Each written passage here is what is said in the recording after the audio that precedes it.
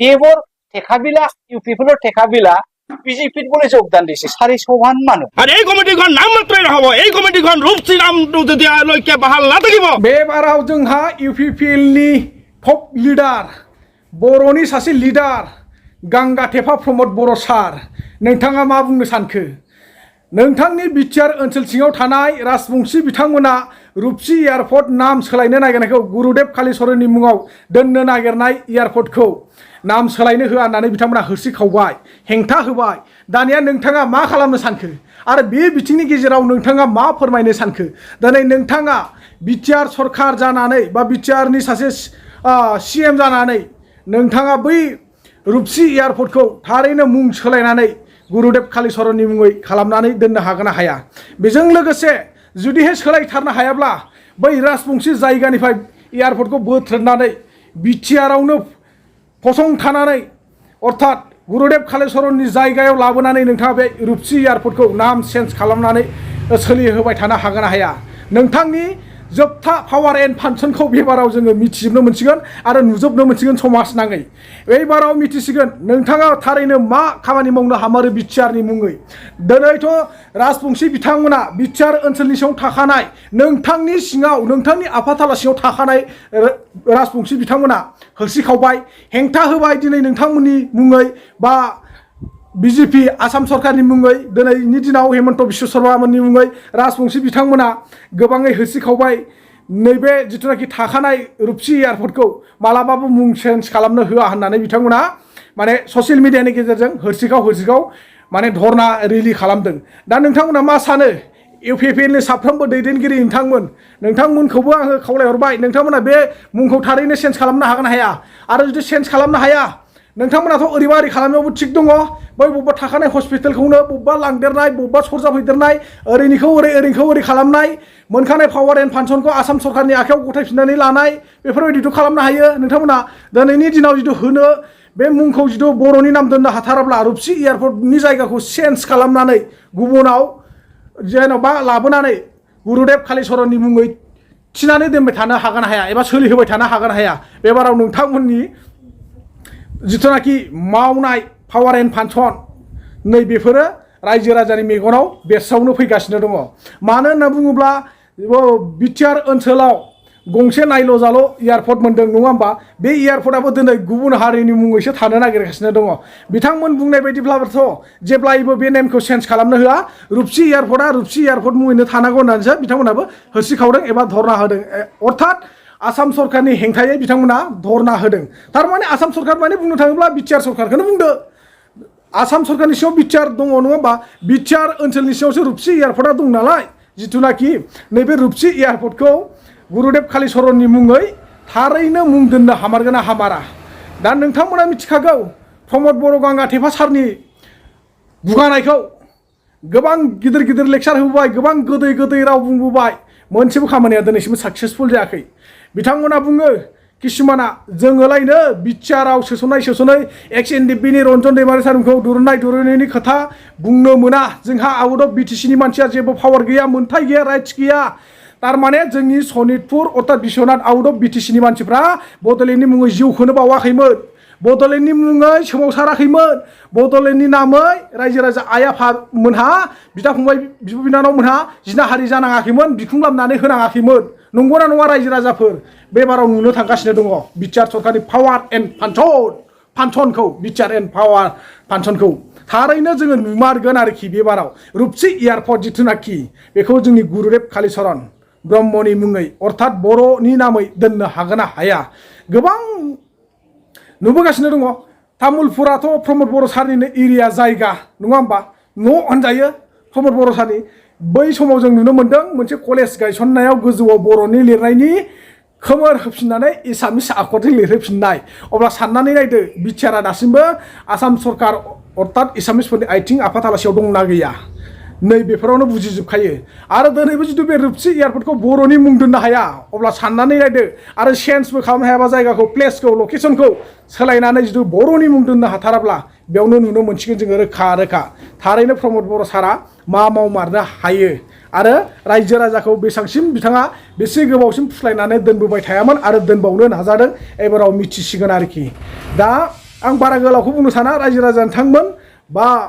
गासैबो बुजिखागौ बिनि गेजेराव बा आंहा गेना गोरोन्थिया निस्सय जाया नङा जाखागोन मानसि हिसाबै हारा गैयै सालायो जेब्ला बुंग्रोनायाथ' मानसिनाव थाखायो हुदाया बे हिसाबै नोंथांमोना निमाहाखौ निस्सय होथारनांगोन गोरोन्थिफोर जायोब्ला लोगोसे सिगाङाव होनाय भिडिअ इन्ट्र'आव राजबंशी बिथांमोना माब्रैहाय रुपसि एयारपर्टखौ हेंथा होदों नेम चेन्ज खालामनो नागिरदों बेजों लोगोसे गर्जन मुसाहारि बिथाङा कंग्रेसनि जानानै इउपिपिएल आरो बिपिएफ बर'नि मोननै पार्टिनि सायाव मा बाथ्रा बुंदों नोंथांमोना निस्सय खोनासंनानै बुजिना लानो हासिगोन ইউপিপিএলৰ অৱস্থা কি আপুনি চোৱা দুৰাণ খাবৰ যিদিনা দুৰাণ খাবৰ প্ৰথম মুকলি দিন হৈছে ইয়াত বিজেপিৰ কোনো এজন এমচিএলএ বা ইএম উপস্থিত হোৱা নাই হিমন্ত ডাঙৰীয়া আহিব লাগিছিল চিএম ডাঙৰীয়া অহা নাই দ্ৰৌপদী মুৰ্মু ডাঙৰীয়া আহিব লাগিছিল অহা নাই ইয়াৰ পৰা এটা ক্লিয়াৰ দিশা হৈ আছে যে আজিৰ তাৰিখত যেনেকা দেখি আছে যে ইউপিপিএল আৰু বিজেপিৰ মাজত এলায়েন্সটো একেবাৰে নাইকিয়া হৈ গৈছে তেনে অৱস্থা ৰাইজসকলে বুজি পাইছে যে ভৱিষ্যতৰ কাৰণে ইউপিপিএল থাকি আমাৰ লাভৱান নহ'ব আৰু এফচিৰ কথাটো আমি কি ক'ম এফচিটো ডাইৰেক্ট ইউপিপিএল এই গতিকে এফচি ওলাবলৈ এফচি থাকি কি লাভ হ'ব এইকেইটা তেখেতে আজি যোগদান দিছো আমি খুব উৎসাহ আৰু আমি গোটেই পিটিআৰ বাকীক আমি আহ্বান কৰিছো যে আপুনি দলে বলে আহক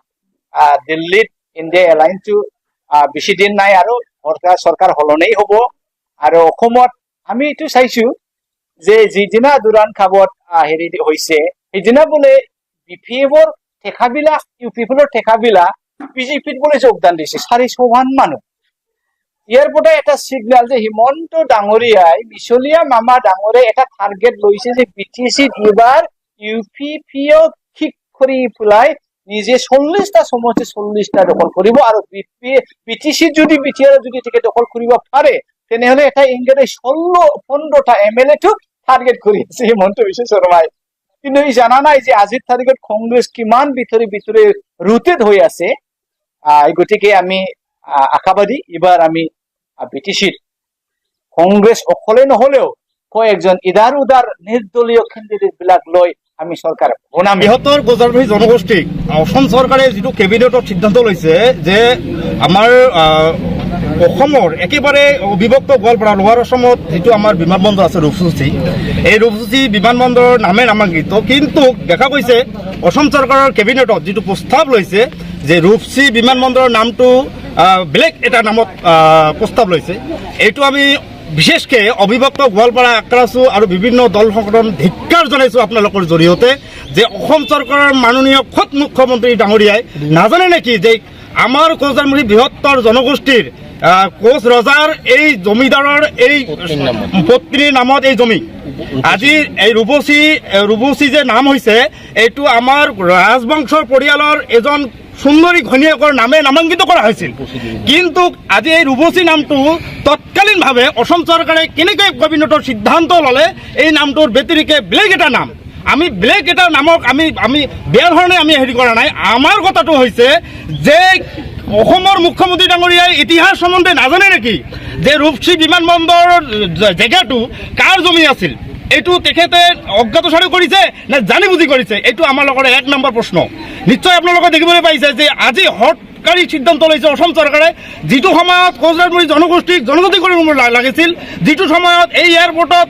বিমান চলাচল কৰিব লাগিছিল সেইটো নকৰি আজি তেওঁলোকে প্ৰস্তাৱ লৈছে কেবিনেট প্ৰস্তাৱ লৈছে যে ৰূপসী নামটো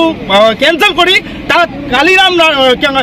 কালীচৰণ ব্ৰহ্মৰ নামে নামাঙ্কিত কৰিব লাগে তেখেতক আমি অৱমাননা কৰা নাই তেখেতে এজন গুৰু হয় বড়ো সমাজৰ আমি তাকে শ্ৰদ্ধা কৰোঁ কিন্তু তাৰ অৰ্থটো এইটো নহয় যে ইয়াত ৰূপসী নামৰ আমাৰ কোচজাৰমুখী জনগোষ্ঠীৰ ৰজাৰ ঘৰিয়াৰ এজন পত্নীৰ নামত নামাঙ্কিত কৰা হৈছে এই নামটো কাটি কোনোবা এজন গুৰুজনৰ নাম দিব এইটো আমি অভিযুক্ত কৰাৰ পৰা আক্ৰাছো আৰু বিভিন্ন কোচজাৰমুখী জনগোষ্ঠীয় সংগঠন আমি কেতিয়াও মানি নলওঁ ইয়াৰ কথা হ'ল যে আজি আমি সিদ্ধান্ত লৈছো অত্ৰ অঞ্চলৰ বিভিন্ন জনগোষ্ঠীয় আমাৰ ৰাইজ আৰু নেতৃবৃন্দৰ লগত আলোচনা বিলোচনা কৰি আজি এখন কোঅৰ্ডিনেশ্যন কমিটি হ'ব আৰু এই কমিটিখন নাম মাত্ৰই নহ'ব এই কমিটিখন ৰূপসী নামটো যেতিয়ালৈকে বাহাল নাথাকিব এই কমিটিখন একযোগিত কৰা হ'ব আৰু অসম চৰকাৰ তথা ভাৰত চৰকাৰৰ বিৰুদ্ধে আমি গণ আন্দোলন কৰিম অতি শীঘ্ৰে উইদিন 7 days ভিতৰত আপোনালোকে চাব আৰু মিডিয়া বন্ধুসকলক আপোনালোকক মই অনুৰোধ জনাইছোঁ আমালোকক সহযোগ কৰক এই বৃহত্তৰ কৰ্মী জনগোষ্ঠী এই চৰকাৰখনে বিভিন্ন ধৰণৰ ঘাট প্ৰতিঘাতৰ মাজত আমি জীয়াই আছো, কিন্তু আমালোকক নিৰাপত্তা নিদি আমালোকৰ ঐতিহাসিক চিহ্নবিলাক কাটি মানে নোহোৱা কৰাৰ এটা পৰিক্ৰমা কৰিছে, নোহোৱা কৰাৰ এটা চক্ৰান্ত কৰিছে। সেইকাৰণে আমি অবিভক্ত গোৱালপাৰা আক্ৰাচুৰ আহ্বানত বিভিন্ন দল সকলক আমি আহ্বান জনাইছো যাতে এই ৰূপসী ইয়াৰ বিমান বন্দৰৰ নামটো যাতে ৰূপসী বাহাল ৰাখে, তাৰ কাৰণে অসম চৰকাৰক আমি আপোনালোকৰ জৰিয়তে সকিয়াই দিছো। আৰু অতি সোনকালে যদি নামটো চেঞ্জ নকৰে তেনেহ'লে আমি উইথিন 7 ডেজৰ ভিতৰত আমি বৃহত্তৰ আন্দোলন কৰি তুলিম, ইয়াতে আন্দোলন কৰি তুলিম। চাওঁ কি হয়, এইটোৱে আপোনালোকৰ আগত মই আপোনালোকৰ জৰিয়তে